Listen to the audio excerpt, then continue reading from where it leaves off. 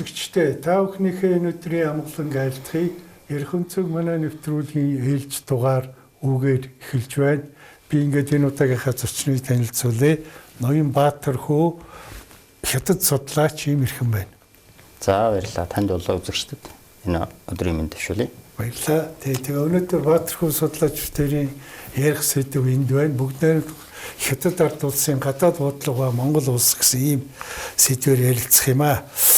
За манай одоо урд хөрш агуу их гүрэн хятад улс маань одоо энэ гадаад харилцаанд ялангуяа өнгөрсөн жилч гэдэг юм. Ялангуяа 5 сард одоо маш эрчимтэй өрнөсөн ийм үйл явдлууд боллоо. Олон улсад тэр байдлаар Бээжин тайм за одоо 5 сарыг бол Golden Week энэ гэсэн юм хэллэг үүссэн гэж байна, тийм ээ. Тэгээ хоёулаа эндээс яриагаа эхлэе. Энэ ямар учраас ийм одоо хэллэгч гэдэг юм уу үүсв? За ер нь өнгөрсөн оны 12 дугаар сараас эхлээд энэ оны 5 дугаар сар буюу 6 сарын хугацаанд бүгд найрамдагтаар тус маш олон орны төр засгийн тэргүүнээр айлчлалыг хүлээж авлаа. За ер нь G20-ийн улсаас 12 улсынх нь төр засгийн тэргүүнээр G7-гийн 7-оос Японоос бус 6-гийнх нь төрийн тэргүүн эсвэл улсын газрын тэргүүн бүгд найрамдагтаар тулсад албан ёсны болон төрийн айлчлалуудыг хийлээ. За энэ бол юу гэдгийг нэг улсад ийм өндөр давтамжтай ийм олон улсын томоохон улс гүрний тэрийн нарын айлчлал болж байсан тохиолдол үнэхээр байхгүй. Тийм учраас энийг бол энэ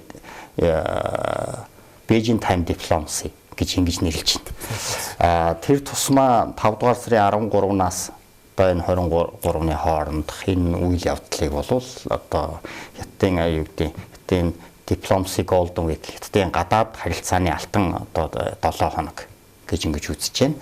Бээжин 5 дугаар сарын 13-наас 15-нд Америк нэгдсэн улсын ерөнхийлөгч Дональд Трамп, 19-наас 20-нд Оросын улбаны улсын ерөнхийлөгч Владимир Путин, за тэгээд 23-наас 26-нд Пакистаны ерөнхий сайд тэгээд дэлхийн томоохон улс гүрнүүдийн төрийн тэргүүн нарын албан ёсны айлчлал хийгдэж амжилттай боллоо. За мэдээж энэ дэлхийн бодлого тодорхойлогч геополитикийн гол тоглогч улсуудын уулзалт болж байгаа учраас олон улс судлаачид дэлхийн хэвлэл мэдээллийн том агентлагуудын дуран хараа бол Бээжингийн зөвхт байлаа. За мэдээж үр дүн ямар байваа гэд мэдээж таны дараагийн асуултнаас өмнө би бас хэлэхэд энэ одоо бол юу гэдгийг Америкийн болон Оросын улбаны улсын төрийн тэргүүнээр Бээжинд өмнөх түүхэндээ ч гэсэн хамгийн ойр давтамж ойр богино хугацаанд ирсэн л энэ. Түүнээс яг нэг хугацаанд хятад улсад бол одоо зочилж байгаагүй. За өөрөөр хэлбэл энэ удаа ингээд 4 хоногийн хугацаатай одоо дэлхийн хоёр том нөлөө бүхий улсын төрийн тэргүүнээр Бээжинд зочиллоо. Энэ бол мэдээж хятад улсын дипломат гадаад бодлогын бас нэг том үр дүн мэдээж том үр нөлөө гэж харж байгаа. Түүнээс үүн дээр нэмээд нэг зүйл хэлэхэд одоо өнөөдөр буюу одоо 5 дугаар сарын 26-наас эхлээд нэгдсэн үндэсний байгууллагын аюулгүй зөвлөлийг Буднамт Хятад улс Тэрцмаа улсын гадаад яамны сайд Ванги өнөөдөр даргалж хурлыг удирдахаар байна. Аюулгүй зөвлөлийг улс болгоныг сараар ингэж ээлжилж удирддаг. Тэгэхээр ясал энд бас нэг энэ Golden Week-ийн нэг хэсэг болоод явна. За мэдээж энэ хугацаанд юу гэдгийг энэ 5 дугаар сарын 12-ны зөвхөн 12-ны өдөр гэтэл одоо Тажикстаны ерөнхийлөгч ЮНЕСКОгийн ерөнхий захирал за Брунейн султан хаан султанаар хятад улсад яг тэр үед айлчилж байсан. Гэхдээ нэг том айлчлалын сүр дарагдаад ингээд нөгөө бусад айлчлалууд бол ингээд мэдээлэгдээгүй ийм зүйлсүүд бол болсон. За ер нь энэ 5 дугаар сарын хятад улсын гадаад бодлогоор гарсан эдгээр их олон давтамжтай айлчлалууд бол цаашдаа дэлхийн эдийн засагт дэлхийн худалдаанд нэлээх тийм өөрчлөлтүүдийг л авчираад эхэлчихлээ. Одоо сигналууд өгөөд эхэлж байна тийм. Зөвхөн маш энгийн жишээ хэлэхэд Хятад Америкийн хооронд ковидоос өмнө 7 хоногт 350 орчим нислэг явдаг байсан юм байсан. Одоо бол 100 нислэг байгаа. Энэ 7 хоног 100 удаагийн нислэг байгаа. Тэгээ үүнийг буцаа сэргээ ковидын үеийн одоо 300 гэсэн энэ тоо руу авчрыг гэдэг бол жишээ нь ингээд альва хоёр том улс орны хоорондын зорчил, иргэдийн харилцан зорчилт нэмэгдэнэг бол шууд эдийн засгийн одоо идэвхжлийг шууд дагуулж байдаг гэх мэт юм байд. Гэх мэт юм ярих зүйлсэл олон байна да. За тэгээ хоёулаа юу вэ? Бас онцгийн дараалал нь гэх юм уу, ачаал бүгдлийн дараалал нь гэх юм уу, мэдээж одоо Трамп ерөнхийлөгч айлчлаас эхлэе. За энэ айлчил дээр юу яригдав гэдгээс одоо тэгээд үр дүн юу гарав гэд ингээд явъя да. За Трамп ерөнхийлөгчийн айлчлалын би удирдгал хэсэг дээр нь дараа нь улс төрийн үр дүн, эдийн засгийн үр дүн гэдэг 2 3 хуваагаад тийм. За энэ айлчлалыг хоёр Америкийн талч тэр бүгд намт хятад улсын тэр аль хэдийн түүхэн айлчлал гэж ингэж нэрлээд цоллоод яваад байсан. Одоо яг түүхэн гэдэг шалтгаан нь яагаад ингээд аваад зүүн чинь тэр дээдэргүй хятад улсад аль биесний ажлын 8 дахь төрийн тэргүүн тэр үтгэл одоо юу гэдэг юуны Буш 4 удаа айлчилсан, Обама 2 удаа айлчилсан. За Дональд Трамп 2 удаа айлчилж байна. Яагаад түүхэн бэ гэхээр яалтчгүй өнөөгийн цаг үед энэ дэлхийд энэ геополитикийн хямралт нөхцөл байдал дэлхийн өнцөг булан бүрт янз бүрийн одоо юу гэдэг богино хэмжээний дайн тулаан үргэлжилж байгаа энэ үед дэлхийн хоёр том эдийн засгийг тэргүүлж байгаа хоёр улсын төрийн тэргүүнээр уулзсанд яхахгүй түүхэн айлчлал гэж томьёолж яваад байгаа. Энэ хоёр улсын хоорондын албан ёсны ийм харилцаа бол мэдээж бүгд найрамд хятад улс байгууллагаас бол 79 оны 1-р сарын 1-нд дипломат харилцаа тогтоож 79 оны тэр 1 сарын 28-ны Дэн Сяопины цагаан ордны үүдэнд хэлсэн алдартай үг илтгэл зэрэг болвол шинэ нэрэн үеийн шинэ цаг үеийн 20 дугаар зууны Америк хятадын харилцааг тодорхойлж ирсэн. Ингээд 1984 оноос хойш 2016 он хүртэлх хугацаанд хятад Америкийн худалдаанд гарсан маш том хэмжээний тесрэлтүүд, өөрчлөлтүүд, том хэмжээний хөрөнгө оруулалт, технологийн шилжилтүүд явагдсан. Гэсэн хэдий боловч Америк нэгдсэн улс худалдааны маш их алдагдлалд орж эхэлсэн учраас 2016 оноос хойш Дональд Трамп ерөнхийлөгч гарч ирсний дараа 18 оны 3 дугаар сард эхэлж энэ анхны энэ худалдааны одоо дайн гэдэг зүйл бол бий болж эхэлжээ.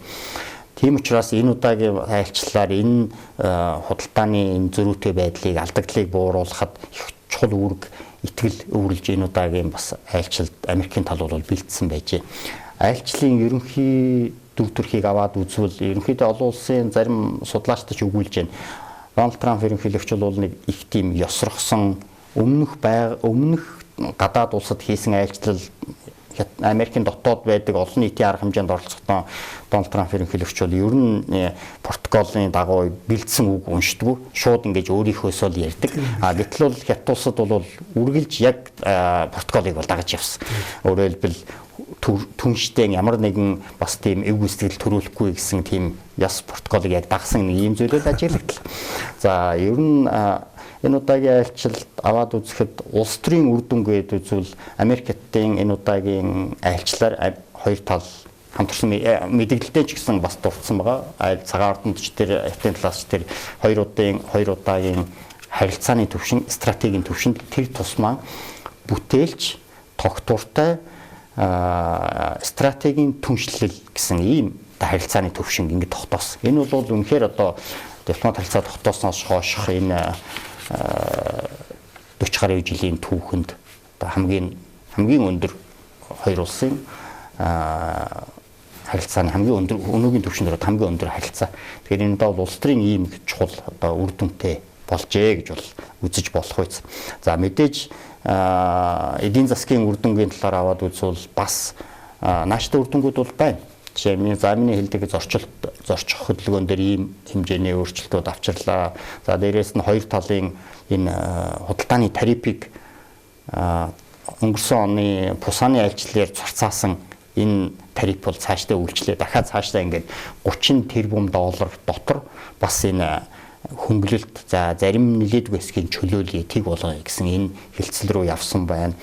За Америкийн талаас тавьж яг өнөөгийн нөхцөлд Америкаас хятад руу экспортлж байгаа бараа бүтээгдэхүүн дээр хятадын талын гайлын импортын татвар бол 22-оос 32-оос 32 байсан бол энэ яриа хэлцээний дараа хэрвээ дахиад энэ ажлын хэсгүүдийн хэлцэл үргэлжлээд явбал магадгүй оны төгсгөл дээр ирэхэд 10-аас 15% буун тариф.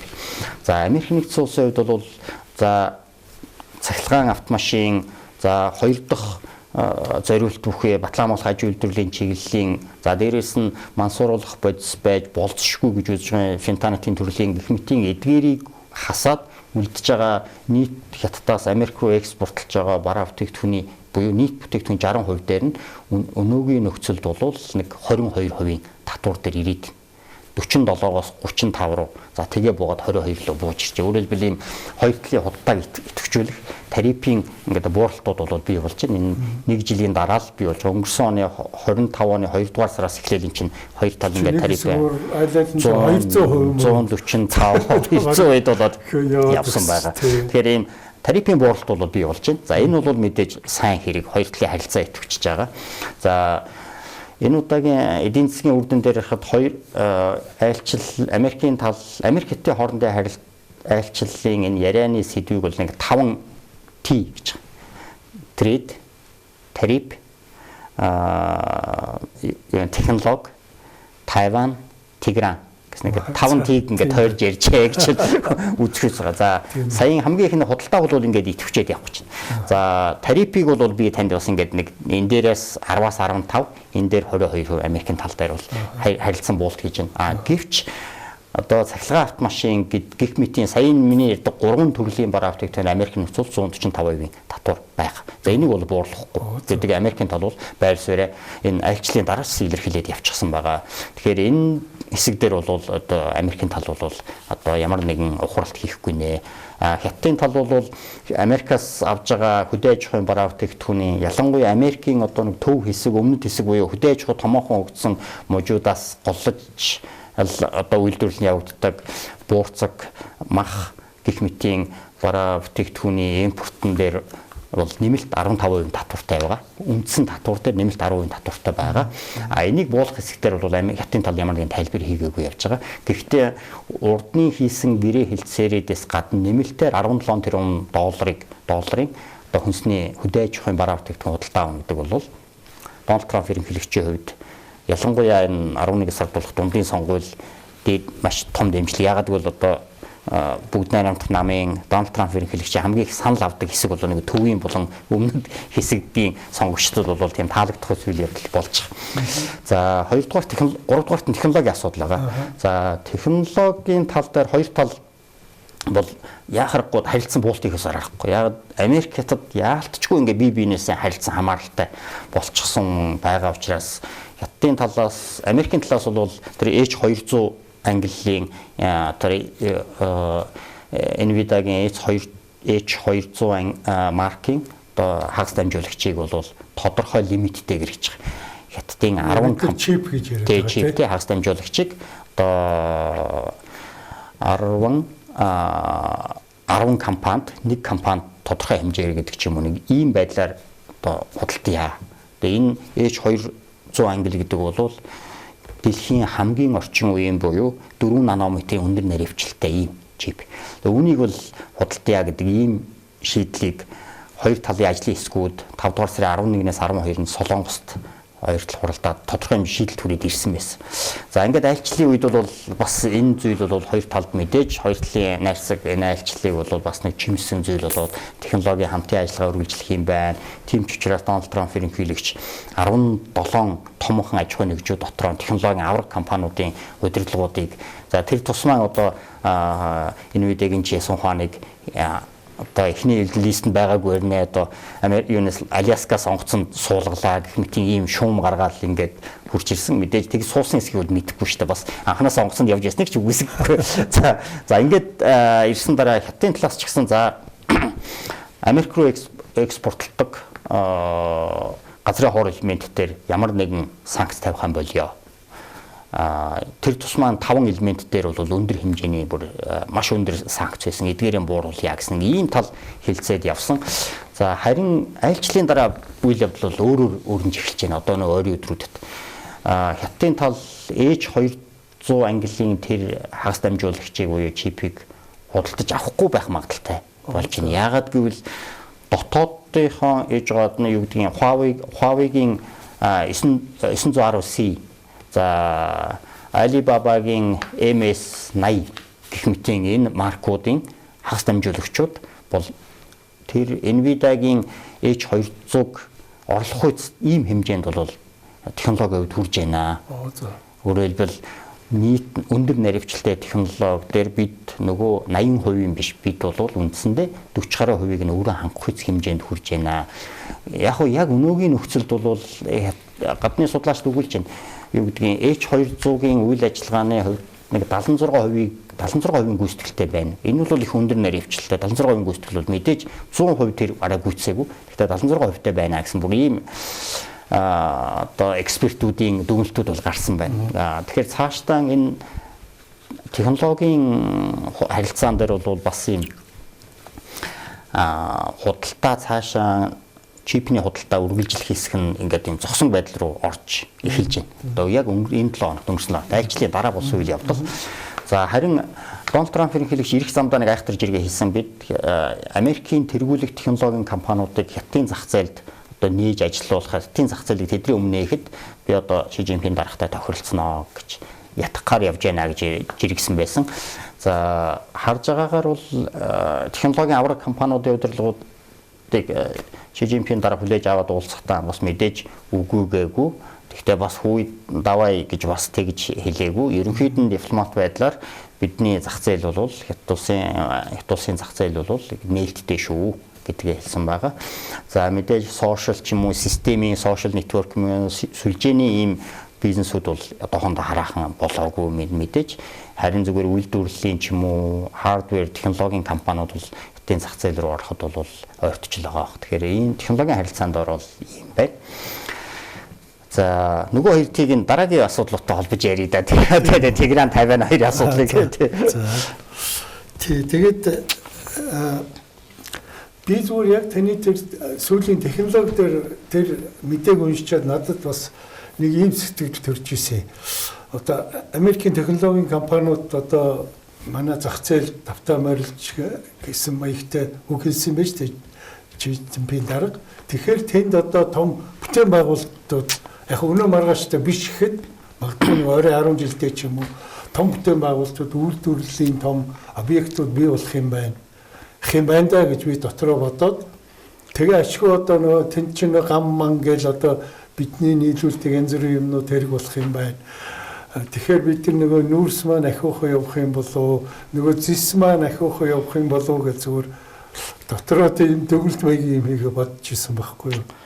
Яг хоо технологийн авраг компаниуд хятадын зах зээлд орж ажиллахаараа бидний юу гэдгийг манайхаас нийлүүлж байгаа түүхий эд бол тийм юу гэдгийг агсан төвшний технологийн орцоо хийж чадахгүй байгаа шүү дээ. Үндсэндээ бид бол нэг нүүрс түүхийгээр нь хөдрийг бол төмрийн өдрийг бол нэг баяжуулаад эсвэл түүхээр л гаргаж байгаа.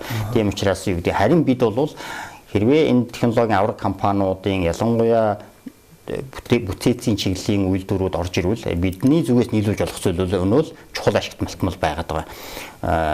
Хятад улсад тэр болгон байхгүй байгаа зүйлүүдийг л бид одоо юу гэдгийг кобол, никел за тэгэл газрын хуур элемент юу гэдгийг ийм зүйлсийг бол нийлүүлэх боломжууд бол гарч ирнэ.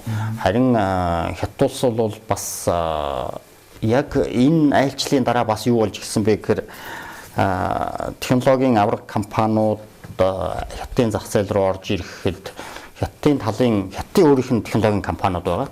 Тэдгээрүүд бас байр суурийг тавьж өгөхгүй юу? Бас энэ бол тийм л зарим нэг зүйл дээр эргэл зэтэл зүйл. Тэгэхээр хамтрах уу эсвэл технологиг худалдаж авч нутагшуулах уу нэг ийм л зүйл болж байгаа. Яалтчгүй одоо яг хагас дамжуулагч юм уу тооцоолол за хэмэл оюун ухаан зэрэг дээр бол одоо ялангуяа тэр ихний хоёр дээр нь бол Америкийн нэгдсэн улс дэлхийд тэргүүлж байгаа нь үнэн. Тэгэхээр энэ тал дээр бол хоёр тал нэлээд хамтарч ажиллая гэсэн ийм зүйлсийг бол Дональд Трамп ерөнхийлөгч тэр оройн зоогон дээрч тэр за бусад хэвлэл мэдээллийн ярилцлагад Америкийн телевизийн ярилцлагад өгтөө ч гэсэн бас илэрхийлсэн байсан. Америктэй хоорондын технологийн хамтын ажиллагаа бол зайлшгүй зүйлээ. Тэгжээж бид урагшилнаа гэх мэт зүйлийг хоёр удирдагч хэн нь бол өгүүлээд явж байгаа. Тэгэхээр энэ технологи гэдэг энэ чиглэлийн бол яалтчгүй дэлхийн ирээдүйн чиг хандлага байгаа учраас бол ялангуяа энэ мэдээллийн технологи дээр хоёр улс бол бас нэлээд зүйл дээр эрх ашиг нэгдэж байгаа учраас тийм нэг улс төр геополитикийн зүйлийг орхиод бизнесийн чиглэл рүү ингээд хоёр тал хамтраад явах юм байна да. Тийм учраас энэ удаагийн Трамп ерөнхийлөгчийн айлчил бол илүү их эдийн засгийг фокуслсон. Нөгөө геополитикийн асуудлаас баг зэрэг зайлсхийсэн нэг ийм айлчил болгоуда технологи нэмэх нь эдийн засгийн айлчил болов. Хятадын судлаачид бол бас хятадын эвлэл мэдээлэл дээр бичсэн байлаа. Энэ хязгаарлагдмал хамтын ажиллагаа контролтой өрсөлдөөн гэсэн ингэж томьёолсон байна. Ирээдүйд Америк хятадын харилцааг бол зэрэг томьёолсон. Тэг би энэ чипэн дээр сайн ойлгохгүй юм судлаач. Энэ нөгөө за тэр Nvidia гэдэг амар том нарийн юм хийд юм байна, чип хийд юм байна. Тэгвэл тэр чипний чи үйлдвэрлэл нь бараг 50-60% чиглөө 50-нд үйлдвэрлэгдэж байгаа гэсэн шүү дээ. Тэгээд тэр Nvidia чинь тэр нарийн юмд өөрсдөө нутагтаа хийд юм уу 50-нд авиж хийлгэх юм. 50-нд хийлгдэг.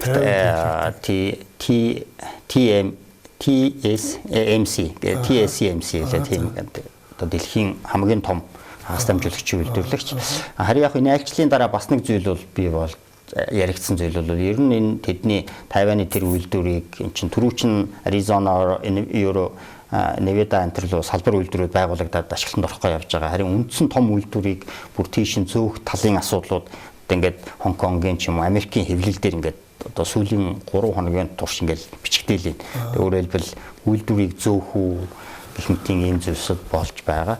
Гэтэ их энэ асар өндөр технологи шаардах зүйл юу гэдгийг яг энэ тэр чи ямар нэг хэвлэгч машин байгаа шүү дээ. Энэ хэвлэгч машинаар тухайн орчныг бүрдүүлээч гэсэн ямар ч тохиолдолд одоо Тайванд үйлдвэрсэн тийм мундаг сайн байж чаддгүй нэг ийм зүйл харагдаад байдаг. Тэгэхээр цагуурын нөхцөл байдаг юм уу? Үнэхээр одоо тэр нарийн технологитой байдаг юм уу? Бас л их л өөр зүйл гэдэг. Юу гэдэг Америкийн нэгдсэн улс руу зөөж тэр үйлдвэрийг бүтэн нүүлгээд амжилтанд хүрэх үү гэвэл бас л тодорхой хэмжээний эргэлзээтэй зүйл л дээ. Яалтчгүй одоо дэлхийн хамгийн том үйлдвэрлэгч бол тэднийх нь үнэн. Энэ хагас дамжуулагчийн гэвч одоо тухайн хагас дамжуулагчийн дэлхийд ярих борлуулалт энэ дээр экспортн дээр бол одоо ийм Америкийн нэгдсэн улсын контрол бол байгаа нь бас л одоо энэ үг л үнэн зүйл. Тэгээд тэр заавал та тэр нөгөө сүүлийнхээ хоёр дээр урчлаа тийм ээ. Тайваны хоёр руу, Тэгрээ хоёр руу. Тэгээд энэ Америкийн нэгдсэн улс бас нэг юунд нэг Тайванд бас нэг хичнээн тэрбум 10 хэдэн тэрбум кг зэвсэг нийлүүлэхэд бэлэн байгаа юм байна. Тэрийгээ бас одоо энэ хятадын талд уламжлсан юм шиг байна. Бид нар болох уу ч гэж асуусан ч юм уу. Тийм ээ. Энэ тал дээр тань дээр ямар мэдээлэл байна. За тэгээд нэгд ярьсных юуг тэр орон музейхаа хоолойг ойлоо үзэг ярьж. Юуны 2024 оны тэр төс одоо юу гэдгийг Тайван арлын төсөв дээр тэдний хичнээн нэг 24.8 тэрбум долларыг зэвсэг худалдаа авах гэдэг ингээд төсөвлөөд эхний 11 нь бол бүр ингээд захиалга өгөгдөд ингээд хийгдсэн ингээд зүйл яваад байна. За үлдсэн энэ чинь бараг 13 за бараг 14 тэрбум долларын худалдаа авалтыг хийх хэсэг талаар бол яг ийм мэдээлэл гарангууд хятадын талаас энэ айлчлаас өмнө асар хүчтэй хятадын талын засгийн газрын асар эсэргүүцэл бол Америк нэгдсэн улсад болон бусад улсад хандсан. За тэгээд энэ айлчлалын хүрээнд Тайваны асуудлыг хөндөөхөд бол мэдээж энэ бол чухал одоо нэг ярианы сэдэв байсан мэдээж хоёр талын аль биесний уулзалт эхлээд сэтгүүлчд гарсны дараа хамгийн ихэнд хэлсэн одоо хятадын талаас илэрхийлсэн зүйл бол Тайваны асуудлаарх Америк нэгдсэн улсын Хятад улсын Хятад улсын албан ёсны байр суурь ялангуяа Америкийн талын байр суурь ямар нэгэн байдлаар хөндөгдөх, өөрчлөх эдгээр зүйл нь бол Америктэй харилцаанд маргаан цаашдаа мөрөлдөөнд хүрч болзошгүй гэж одоо ингэж нэлээд тийм эрс хатуугаар илэрхийлсэн гэсэн ийм зүйл бол гарсан. Өөрөөр хэлбэл Тайваны асуудлаар Хятадын тул ямар нэгэн буулт хийхгүй шүү. Тайваны асуудал бүгд Хятад улсын нэг хэсэг хийгээд язгуур ирэх шиг энэ бол Хятадын Америктэй харилцааны одоо улаан шугам гэдгийг тодорхой хэлсэн байна. Яг түүний дараа бас айлчлалын дараа 3 хоногийн дараа түрүүчийн бас нөлөөлөл үр дүнгууд гарч эхэлсэн. Америк нэгдсэн улсаас худалдаж ирсэн дээр бараг 14 долларын зэвсгийн худалдааг тодорхой хэмжээнд хойшлуулсан. зогсоосон. Одоо хүмүүс бол тэрийг нь бас ингээд Сирийн асуудлаар ашиглах гээд байна уу? Эсвэл цагаан ордны засвар дээр ашиглах гээд байна уу гэсэн нэг юм одоо ийм жокууд гараад эхэлсэн. Ямар ч үсэн энэ худалдаа бол ингээд хойшлсон. Одоо яг бүрэн одоо cancelдлаа гээгүү ингээд хойшлуулсан гэсэн нэг ийм мэдээлэл бол гараад ирсэн. Америкийн Тэнгисийн цэргийн хүчний командлагч нь аль биесээр нэг мэдгдсэн байгаа. Тэгэхээр энэ бол худалдаа бол ингээд зогссон гэсэн үг. Цаашдаа Америкийн энтэг нам хондлын энэ стратегийн мэдээж төвд нь бол Тайваны арлын асуудал байгаа учраас хоёр талын харилцаанд бол мэдээж бас л нэг одоо ийм чухал хүзрэн байсаар байх болно.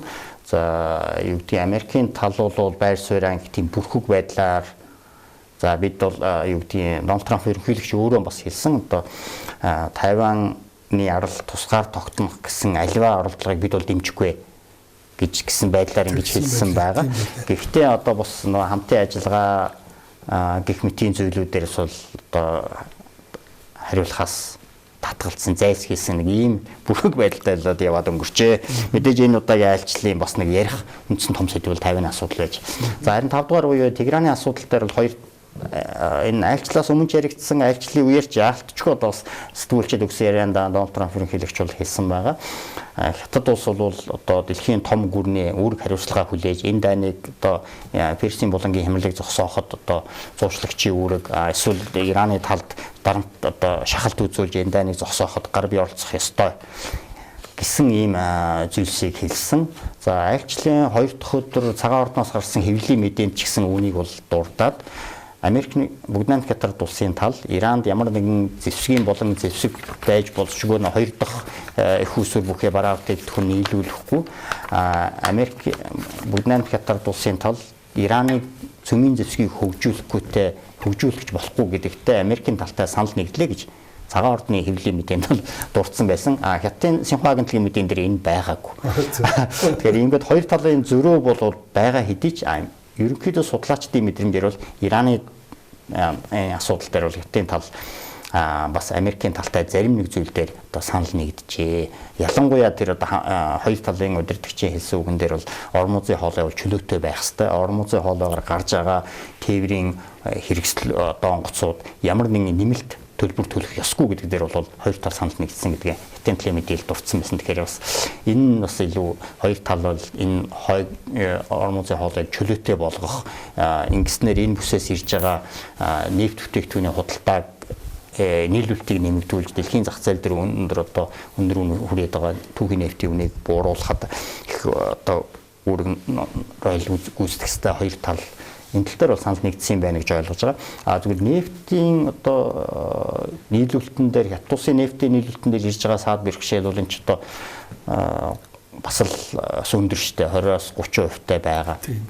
Дэлхийн нийт нийлүүлэлтийн 30% байгаа. Байгалийн хий дээр ч гэсэн бас 30% байгаа. За үүнээс гадна бас судлаачдын арай нэг анхаараагүй нэг зүйл бол бас нэг зүйл дэлхийн нийт одоо азотын бордооны 30% нь бас ормозын хоолойгоор тээвэрлэгдэн гардаг. Хэрвээ энэ оны одоо 3 дугаар улирал буюу 9 дугаар сард энэ оны ургац түүнтэй холбогдуулаад бордоо ингэж гаргаж чадахгүй болвол дэлхийд даяар хүнсний үн өснө. За хүнс өснө гэдэг бол өнөөгийн дэлхийн түвшинд төрээд байгаа инфляц дахиад хөөрөгдөх нэ. Тэгээ энэ бол бас дэлхийн бүх улс орнуудад хамаатай зүйл.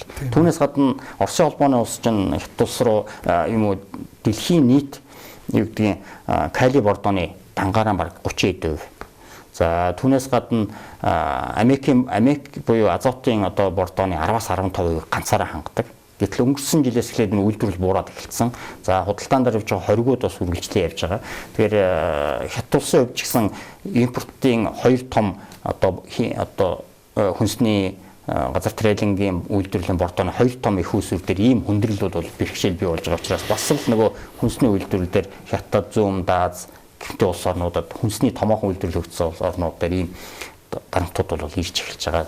Тэгээд тэрийг ч бас харгалз үзсэн байх энэ хин хэнийх нь эрх ашиг одоо ормозын хоолой дээр нэгдсэн учраас энэ Тегераны асуудал дээр бол Хятадын тал зарим нэг зүйл нилээд хэсэг зүйлүүд дээр нь Америкийн талтай санал нэгдсэн байх гэж бодож байна. За баярлалаа. Энэ Трамп ерөнхийлөгч айлчлалыг хоёулаа ингээд дуусгая. За дараагийн том айлчлал манай хоёр том хөрш маань дэлхийн агуу хоёр том мөрс маань хоорондоо уулзжээ.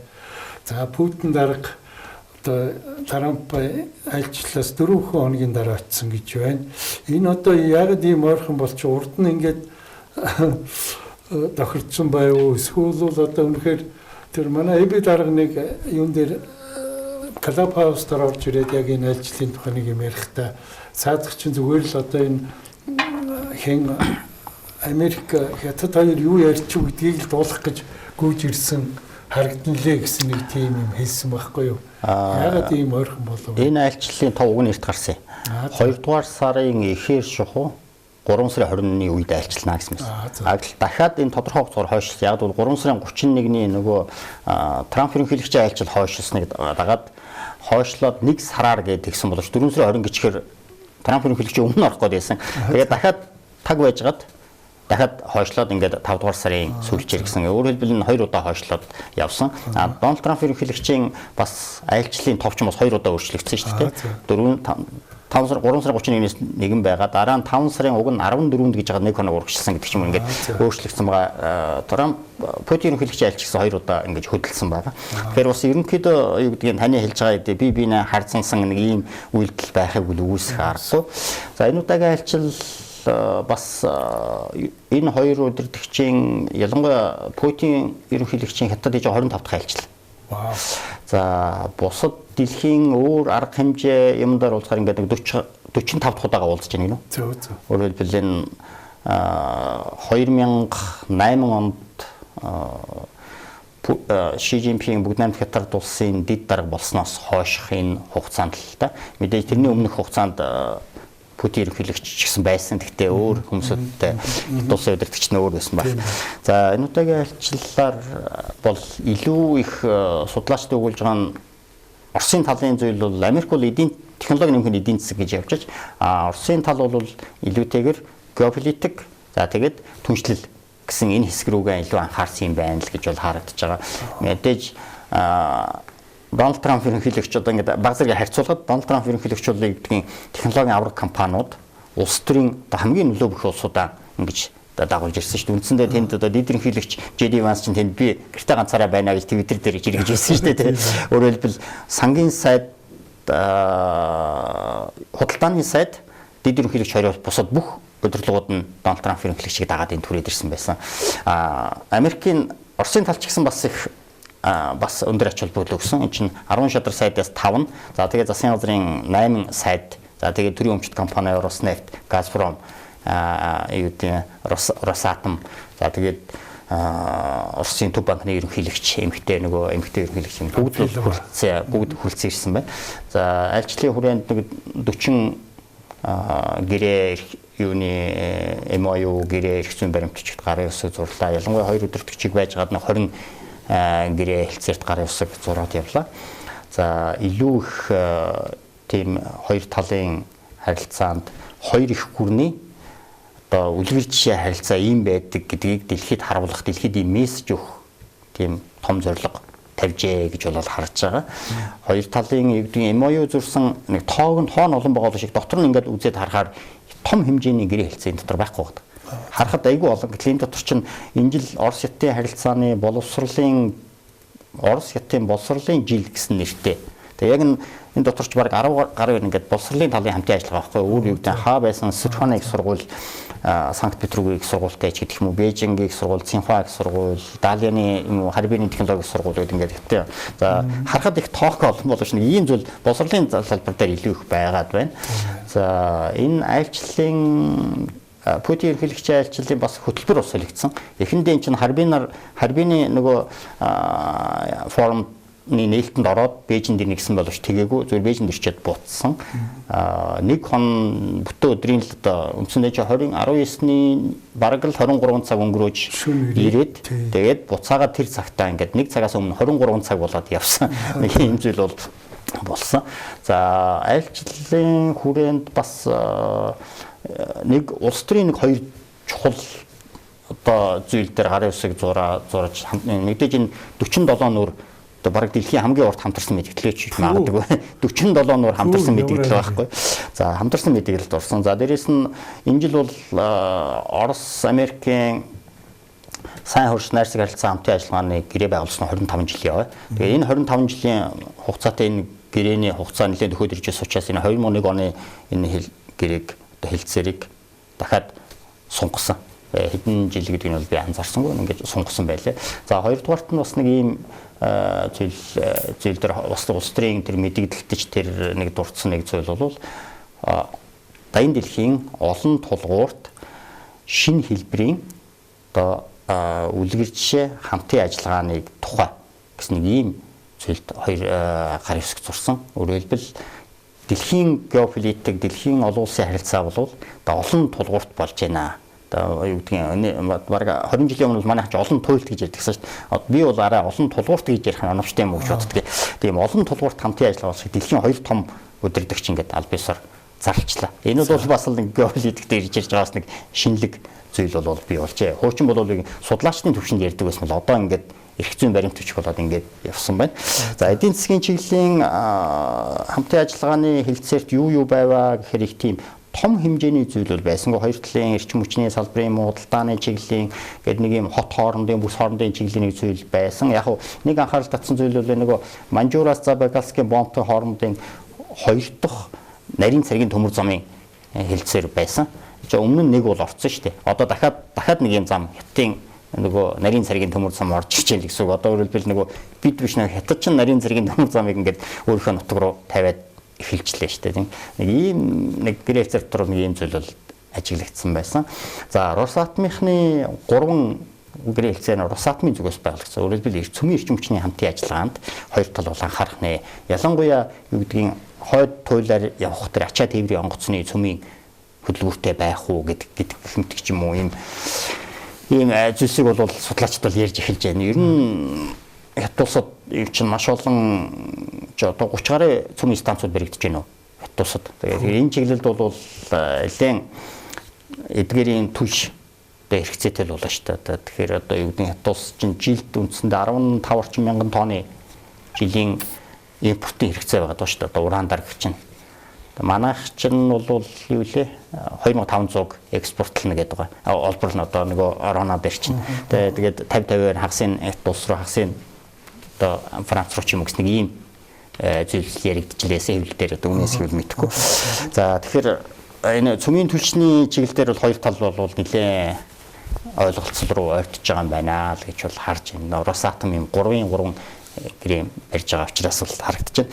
Тэгэхээр хоёр тал бол том гүрний геополитикийн хамтрал бол ийм байна шүү гэдгийг тэр том урт айхтар урт хамтарсан мэдээлэлтэй дуртаад за дээрээс нь хоёр талын найрсаг харилцаа хамтын ажиллагааны хэлцээрийг ингээд гэрээг ингээд 20 дахиад цааш нь сунгаад дээрээс нь геополитикийн ийм төвшөнд шин олон тулгуурт гадаад бодлого шин хэлбэрийн гадаад бодлого гэдгийг зарлаад өөрөлдвөл ийм олон улсын харилцааны геополитикийн ийм үр дүнтэй айлчлал боллоо гэж харж байна. Тэгэхээр айлчлалын үеэр мэдээж дэлхийн томоохон агентлагууд олон янзаар мэдээлээд явж байгаа. Хоёр удирдагч хаана байрлуу буу хөтөлбөр юу байв гэдэг ч юм ингээл бол цөмгөл харьцуултыг бол таавс олж харсан л. Тэгээ сонирхолтой харьцуултыг гаргасан л байл. Тий. Зүгээр би нэг өөрийнхөө хувьд нэг том айлчлалуудыг одоо энэ угтаж явж байгаа тэр церемониос надад нэг сонир бодол төрөөд идэх юм.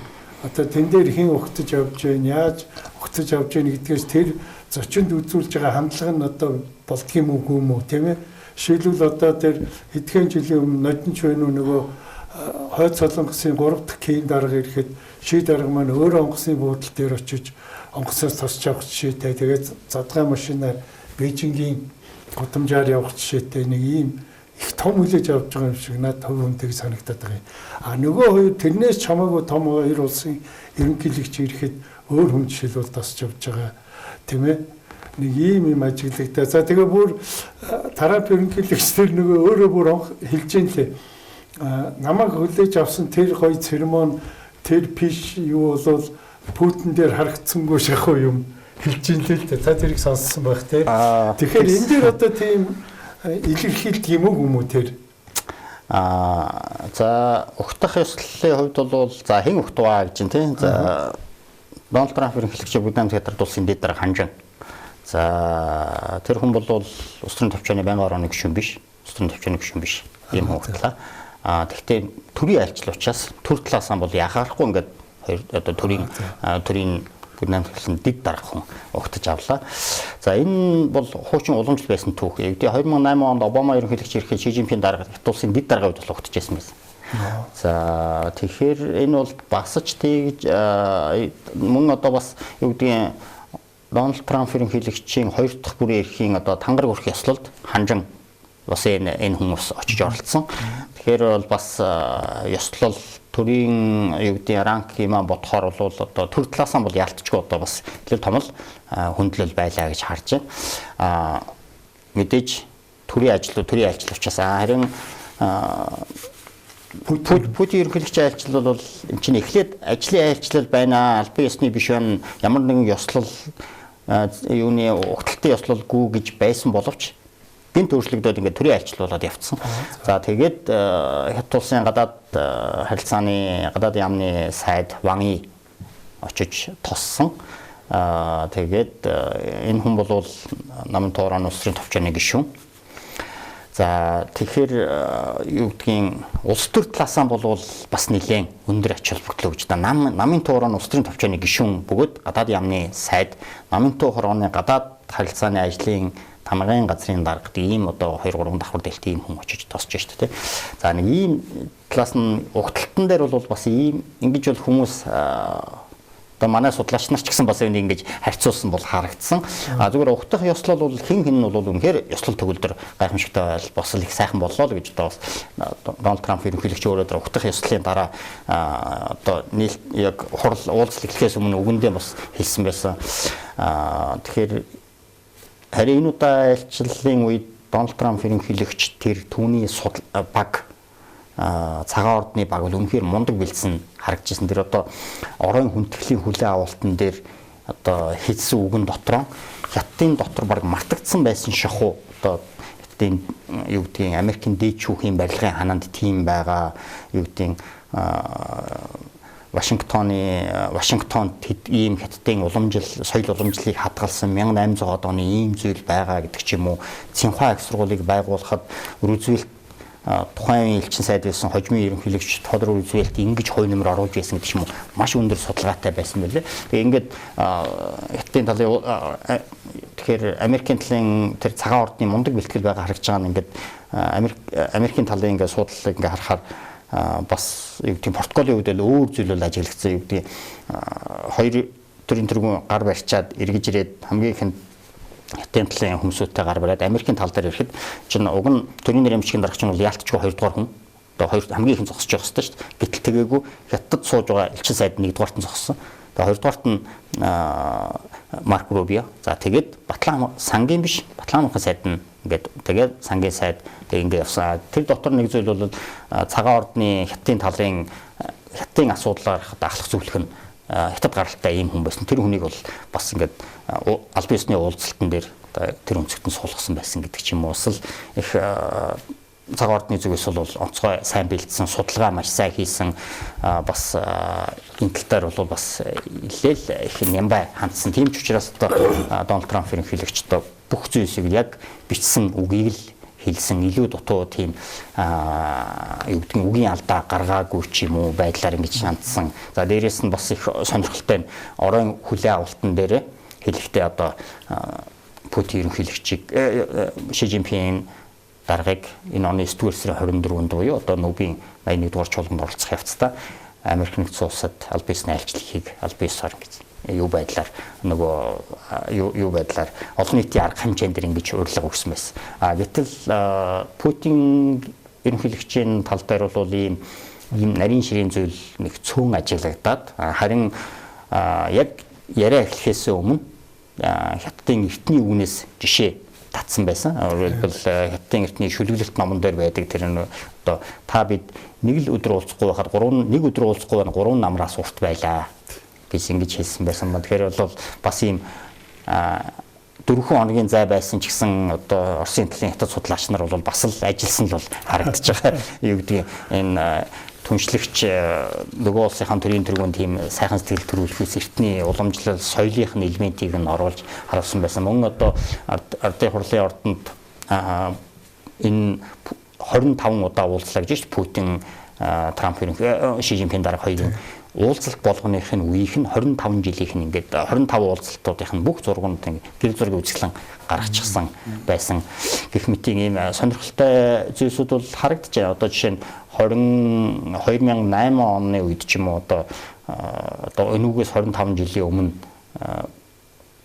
юуны Путин ардын хурлын ордонд хятад уулзж байсан тэр үеийн залуухан жоохон хүүхэд нь одоо юунд Москвад сургууль төгсөөд одоо ингээд бизнес хийж байгаа гэдэг тэр залуу уулзуулсан гэдэг ч юм уу ийм сонирхолтой зүйлсүүд бол ажиглагдлаа. Ерөнхийдөө хараад байхад Дональд Трамп ерөнхийлөгч илүү их тийм ёсорхуу протоколыг дагсан.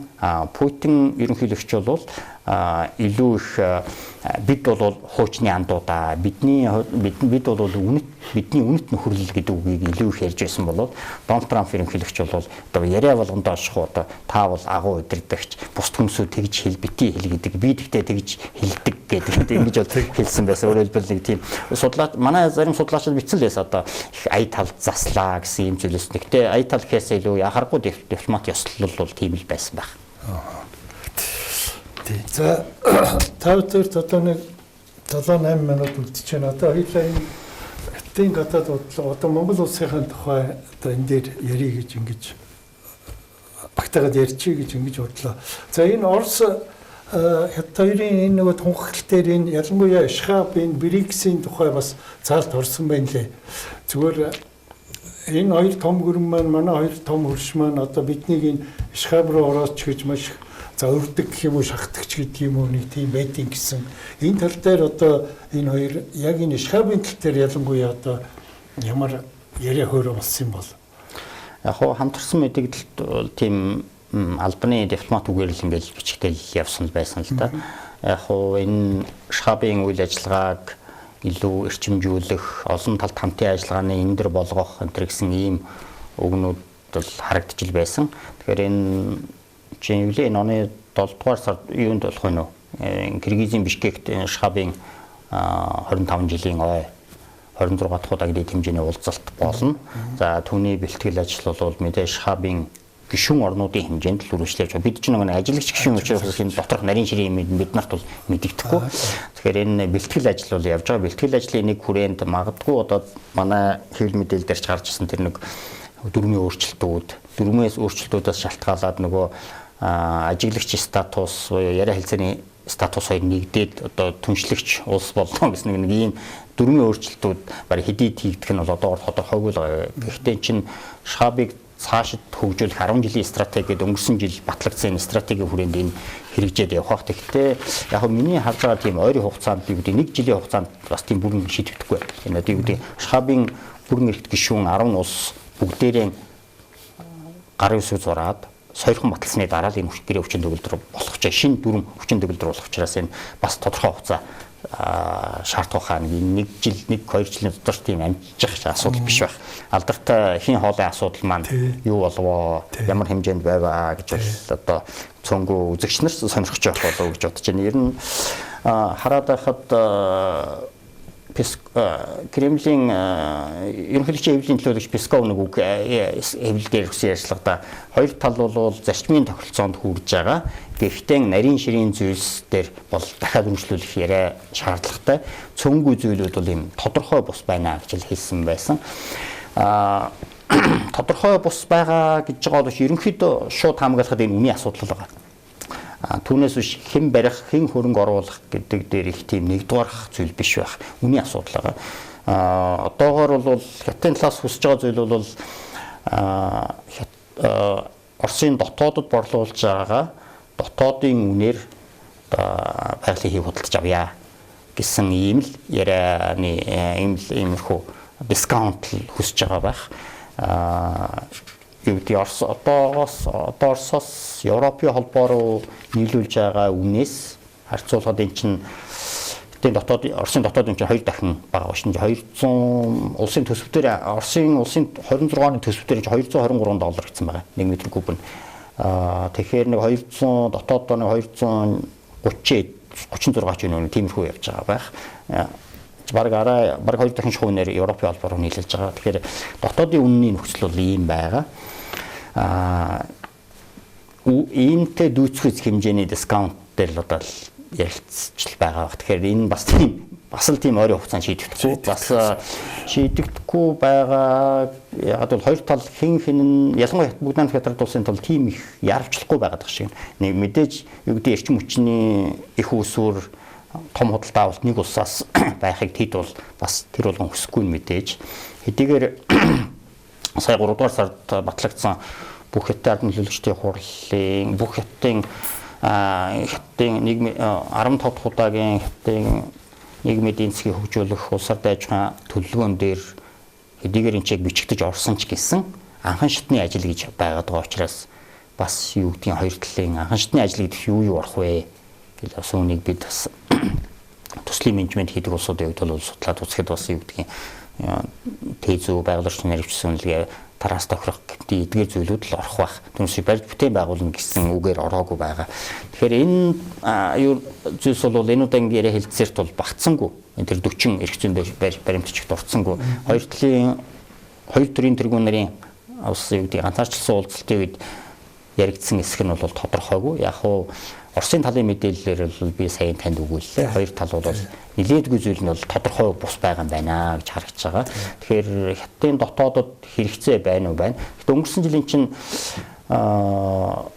41 тэрбум метр куб одоо ингээд юу түүхий юуны байгалийн экспортлцсон. Экспорт бол өсөн нэмэгдэж байгаа. За дахиад одоо юуны орон музей хоолойн хямралтайгаас шалтгаалаад эн чинь хятадаас авч байгаа түүхийн нефтийн хэмжээ өнгөрсөн жилийн 100 сая тонн ингээд дахиад 120% өсөх. За юуны Сибирийн хүч нэгийн одоо ашиглалтыг бол яг үндсэн хүчин чадалтны 50 тэрбум руу хүрэх тэр бол их ойрхон болоод ирчихлээ.